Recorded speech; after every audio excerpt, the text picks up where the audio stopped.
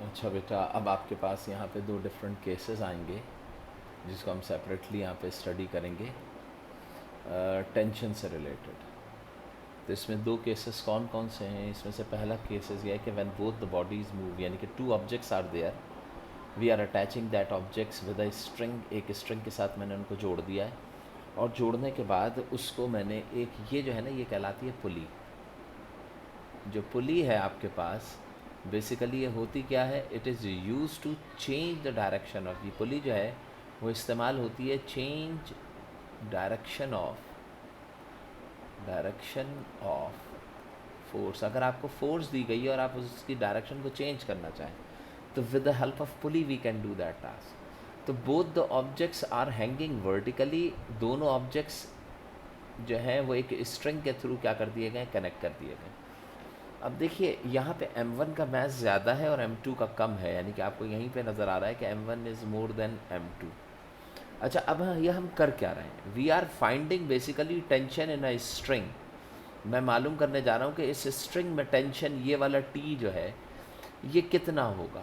अब ये बताइए, दोनों तरफ टेंशन होगा, एक ये वाला भी T होगा, एक ये वाला भी T होगा, बट ये पूरे का पूरा टेंशन दोनों आपस में सेम होंगे, भले से ये लाइटर हो ये हैवियर हो, क्योंकि tension is producing in a string, और पूरी स्ट्रिंग सेम है, तो पूरी स्ट्रिंग में एक जैसी टेंशन प्रोड्यूस, क्योंकि एक्सटेंसिबल स्ट्रिंग होता है। लिहाजा स्ट्रिंग के हर एज पे, हर कॉर्नर के ऊपर, किसी भी कोई भी हिस्सा आप देखेंगे, हर तरफ आपके पास टेंशन जो आएगी वो क्या आएगी, सेम।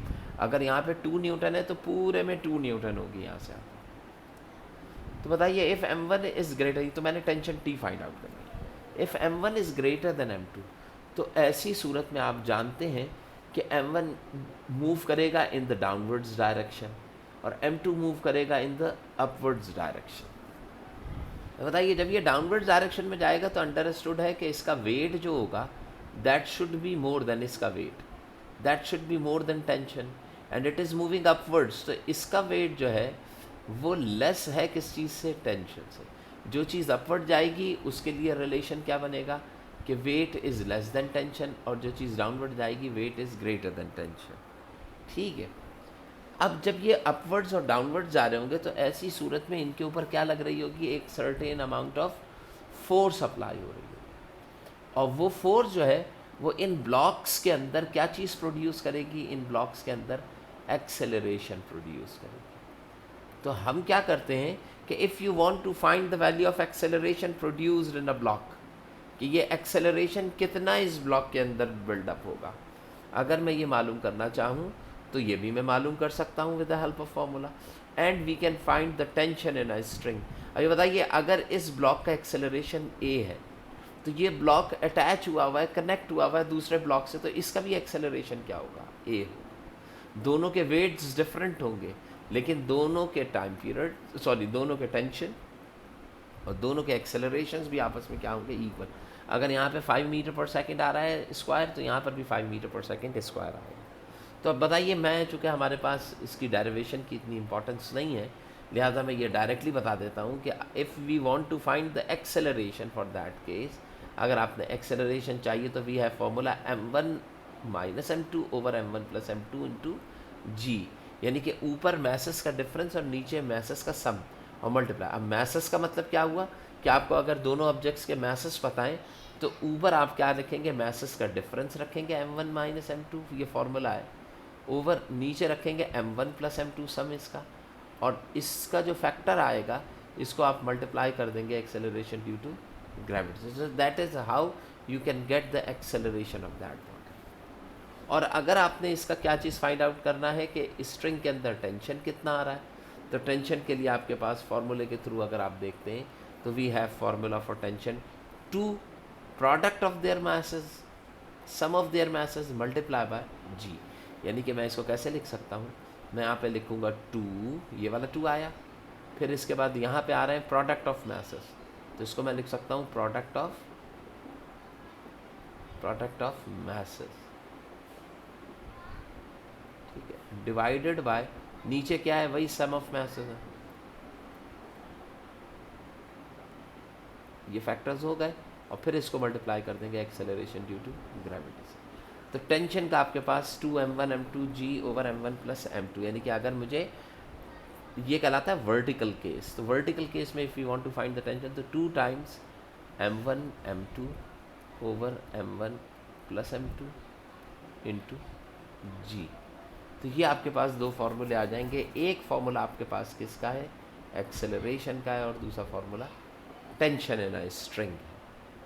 अच्छा, ये था आपके पास first case when both objects both bodies moving vertically है। दूसरा केस जो है वो ये है कि if these objects are moving in such a way कि one object is placed on an horizontal, एक ऑब्जेक्ट जो है वो हॉरिजॉन्टल सरफेस पे रख दिया जाए और दूसरे ऑब्जेक्ट को वर्टिकली हैंग कर दिया जाए। तो अब बताइए, जब मैं इसको स्ट्रिंग से बांध दूंगा तो इस स्ट्रिंग में ये ब्लॉक जो है इससे इसका वेट डाउनवर्ड एक्ट करेगा। अब ये वेट जो है, if this weight W is more than tension, यहाँ पे क्या कह रहे हैं, चूँकि इसको मूव कराना है तो this W1 is greater then T। तो W1 जब T से ज़्यादा होगा तो इट स्टार्ट्स मूविंग डाउनवर्ड्स। जब ये डाउनवर्ड्स आएगा तो यहाँ पर टेंशन प्रोड्यूस हो जाएगा। तो इस स्ट्रिंग में होने वाला ये वाला टेंशन और ये दोनों टेंशन आपस में क्या होंगे, इक्वल होंगे। जब ये नीचे आएगा तो उसी स्पीड से ये भी फॉरवर्ड डायरेक्ट।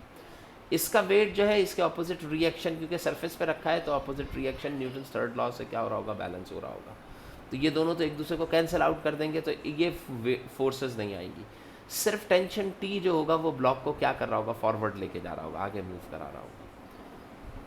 तो अब यहाँ पर अगर मुझे एक्सेलरेशन ए फाइंड आउट करना हो और टेंशन टी फाइंड आउट करना हो, तो अब मैं ये दोनों चीज़ें यहाँ पे कैसे फाइंड आउट करूँ। तो इसके लिए देखिए, इन्होंने if we want to find the value of a, तो इन्होंने ये कैलकुलेशन करके जो आपके पास एक्सेलरेशन आता है that is equals to m1 over m1 plus n2 into g, यानी कि ऊपर m1 आएगा, यानी कि mass of first body, over m1 plus m2 into g. अब ये m1 क्या है, हैंगिंग बॉडी है, यानी कि ऊपर आप क्या करेंगे, हैंगिंग बॉडी रखेंगे और नीचे आपके पास कौन सी बॉडी होगी जो कि आपने फ्लैट सरफेस पे प्लेस की।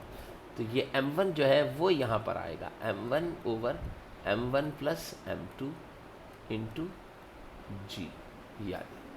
और जब आप टेंशन कैलकुलेट करेंगे तो आपको याद हो कि हमने जब पहले टेंशन कैलकुलेट किया था तो उसके अंदर प्रोडक्ट ऑफ मैसेस भी था, सम ऑफ मैसेस भी था, जी भी था, लेकिन यहाँ पे साथ में 2 भी मौजूद था। इधर हम क्या करते थे, 2, लेकिन इस केस में यहाँ पर ये 2 मौजूद नहीं है। इस 2 को हम क्या कर रहे हैं, क्रॉस कर रहे हैं। तो इसका मतलब क्या है कि इस केस में टेंशन जो होगा वो पहले के मुकाबले में क्या हो जाएगा, रिड्यूस हो जाएगा। यानी कि अप्रॉक्सीमेटली अगर इसकी वैल्यू देखूँ तो ये वैल्यू आपके पास कितनी रहेगी, हाफ। तो टेंशन रिड्यूस हो जाने का मतलब क्या है कि यहाँ पे ट्वाइस नहीं आएगा, 2 नहीं आएगा, बल्कि सिंपल आएगा product of their masses over sum of their masses और multiply by g. So that is how we can find the tension in. ये आप ए और टी आप इसके थ्रू जो है वो यहाँ पर फाइंड आउट कर सकते हैं। जबकि ए एक्सेलरेशन की यूनिट मीटर पर सेकेंड स्क्वायर होगी, क्योंकि टेंशन की यूनिट जो है वो वैसे ही न्यूटन आएगी आपके।